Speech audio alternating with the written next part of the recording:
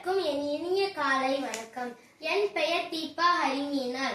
நான் CMS matriculation மேல்நிலைப் பள்ளியில் 5ஆம் வகுப்பு படிக்கின்றேன். பொங்கல் திருநாள் தமிழர்களின் திருநாளாம் பொங்கல் பற்றி கூறப்போகிறேன். பொங்கல் தை மாதம் முதல் நாள் கொண்டாடப்படுகிறது. பொங்கல் மொத்தம் 4 நாட்கள் கொண்டாடப்படும் விழாவாகும். முதல் விழா போகி பண்டிகை. பழையன கழிதலும் புதியன புகுதலும் போகி பண்டிகையின் முக்கிய அம்சமாகும். பொங்கலுக்கு முதல் நாள் வீட்டை சுத்தம் செய்து வண்ண கோலமிட்டு தோரணங்கள் கட்டி அழகுபடுத்துவார்கள்.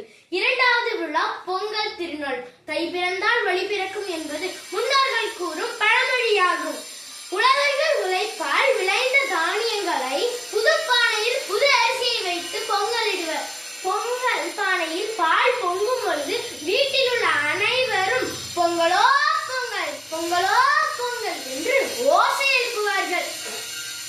இந்த தானியங்கள் விளைய காரணமாக இருந்த சூரிய பகவானுக்கு நன்றி தெரிவிக்கும் விதமாக பொங்கல் படைப்பார்கள்.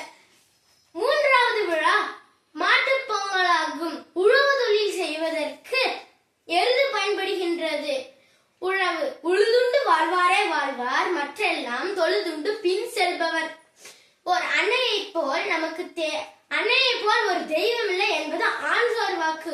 ஒரு அன்னையை போல் நமக்கு தேவையான பால், தயிர், மோர், வெண்ணெய் ஆகியவற்றை அளிப்பதால் அவளை கோமாதா என்று அழைக்கிறோம். பசுவின் உடலில் 30 தேவர்களும் உறைவதாக ஐதீகம். எனவே பசுவை வணங்குவதன் மூலம் தேவர்களின் ஆசியும் நமக்கு கிடைக்கும். இந்நாட்களில் பசு, எருது போன்றவை குளிப்பாட்டி மஞ்சள் பூசி குங்குமம் இட்டு மாலை அணிவித்து கொம்புகளுக்கு வண்ணமடித்து படையல் படைத்து வணங்குவார்கள்.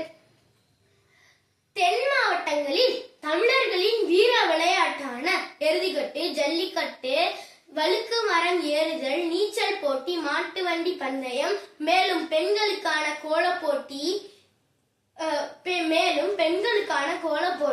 பட்டிமன்றம், உரியடித்தல் போன்றவை நடைபெறும். 4வது விழா காணும் பொங்கலாகும்.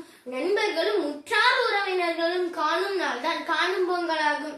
இந்நாட்களில் பெரியோர்களிடம் ஆசி பெற்று அனைவரும் ஒன்று கூடி மகிழ்ச்சியோடு இருப்பார்கள்.